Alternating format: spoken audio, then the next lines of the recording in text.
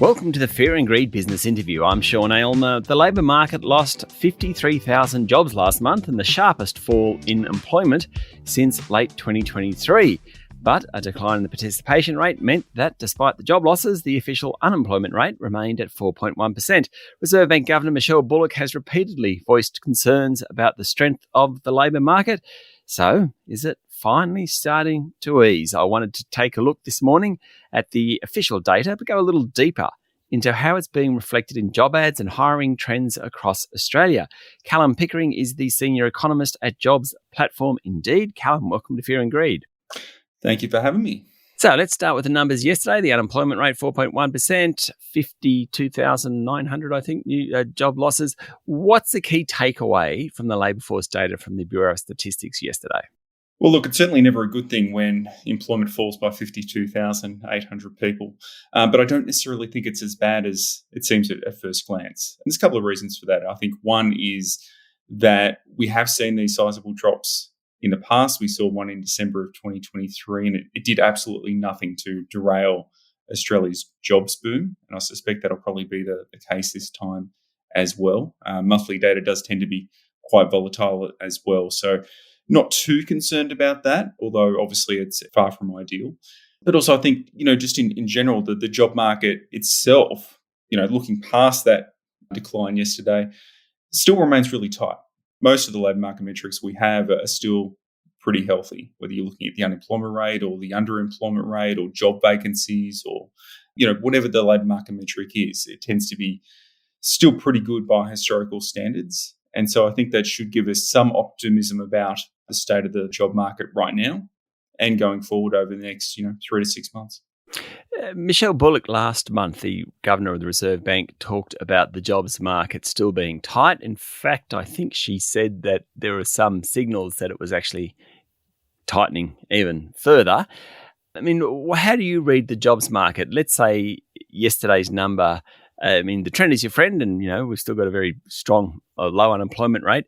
But how do you read the jobs market given what she said in the numbers yesterday? Well, certainly before yesterday, I would have tended to agree with Michelle Bullock. The job market was incredibly tight. There were signs that it was potentially even getting tighter. Now, I don't want to overreact to a single month of bad data. We do get them from time to time. But certainly if we were to see another weakish result in March, then I think that would be a cause for concern. That would certainly indicate that maybe labour market conditions have shifted. Now, right now, I'm not particularly concerned about that because when I look at sort of forward-looking measures of labour demand, such as job vacancies or the data that we've got at Indeed, it indicates that there's still incredibly strong demand for workers across the country. These are jobs that need to be filled. And so, given that, I think it's unlikely that we're going to see a spike in the unemployment rate in the near term. If anything, I think it'll probably be, pretty flat. So things shouldn't change too much. So just jump into Indeed's data just a little bit. What are you seeing in terms of job postings? So right now, one of the measures that we use is we compare job postings against pre-pandemic levels. Now, right now, job postings on Indeed are around 51% above pre-pandemic levels. So there's still a lot of jobs available on the platform. Now, we are seeing a downward trend. Job postings are down around 7.9% over the past year. So competition for talent is certainly easing, but it remains pretty strong by historical standards and more than strong enough to keep the unemployment rate low. So that's, obviously one of the reasons why I remain pretty optimistic around labour market conditions in the near term.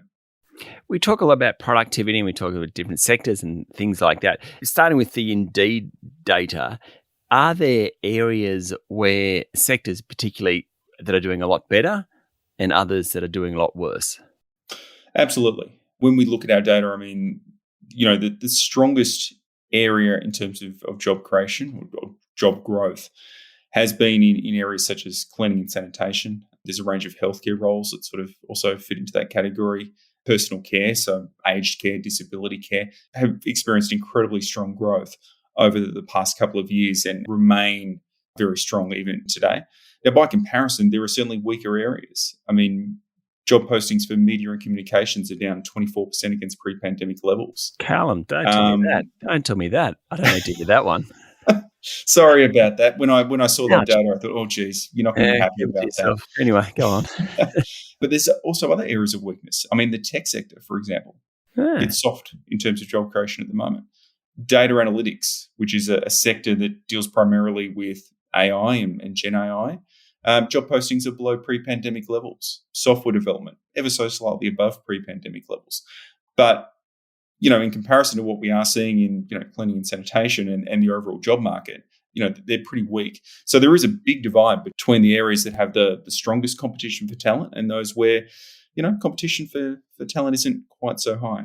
stay with me, Callum. We'll be back in a moment.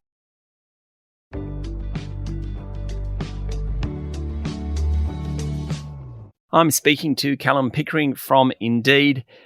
How are job seekers responding to this environment? So it's okay if you are looking for a job in cleaning and sanitation, personal care, some of those sorts of areas. But in tech particularly, when tech was one that you mentioned before the break, are more people applying for fewer roles, or is there just seems there's more competition out there? So the actual people that the company can pick up is better? Like, how's it working? Yeah, there's an interesting dynamic at play right now. I mean, there is a lot of jobs available, not necessarily in all sectors, but overall, there are still a lot of jobs available.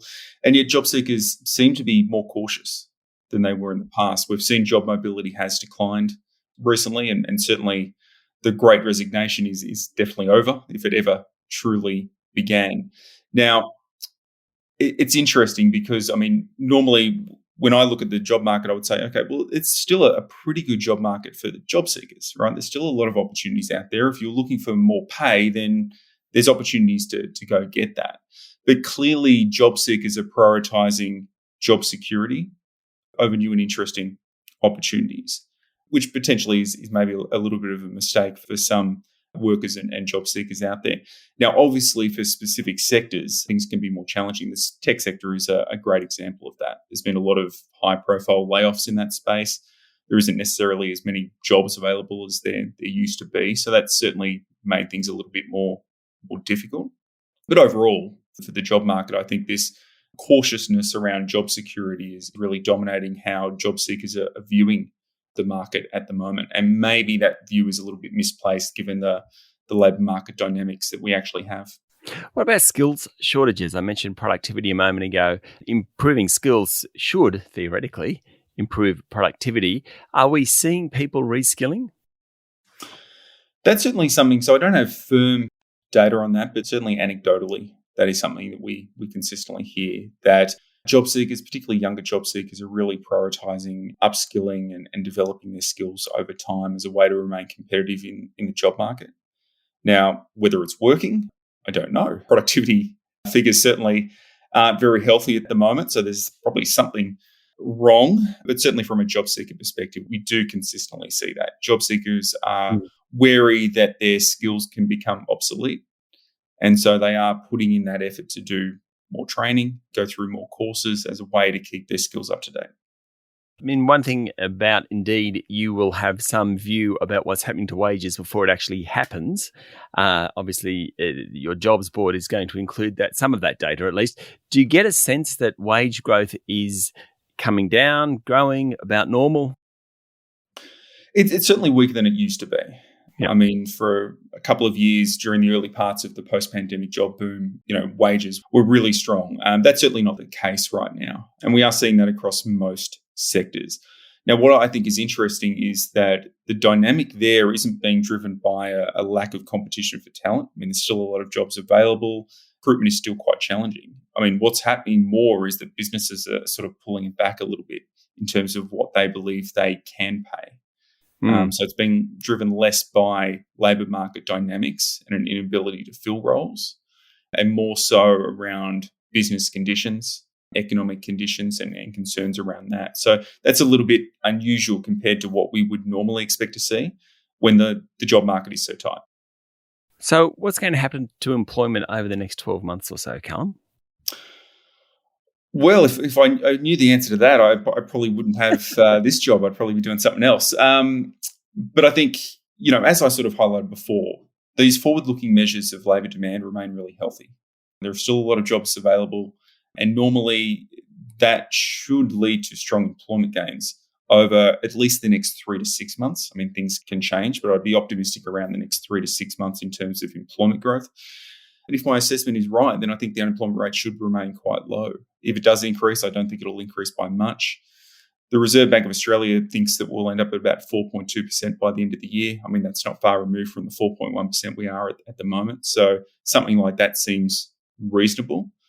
But certainly unless we see a big change in these measures of job vacancies and job ads, then I think a spike in the unemployment rate seems unlikely, at least this year. And I can't have an economist on the show without asking them about interest rates. What's all this mean for rates? Well, look, a weaker set of labour market figures yesterday probably helps the case for a rate cut, at least in the near term. My view is that the RBA will deliver another rate cut, I think either in May or July. I'm leaning towards May, in large part because we get the next quarterly inflation figures at the end of April. So they come out on the 30th of April. I think that's going to influence the RBA a great deal. I mean, the RBA will say that they look at a range of different economic data before they make their decision. I think right now they're placing, a very high focus on those inflation figures. So if those inflation figures at the end of April come in a little bit weaker, then I think the RBA will pull the trigger again. Callam, thank you for talking to Fear and Greed. Thank you for having me. That was Callam Pickering, Senior Economist at Indeed. This is the Fear and Greed Business Interview. Join us every morning for the full episode of Fear and Greed, daily business news for people who make their own decisions. I'm Sean Aylmer. Enjoy your day.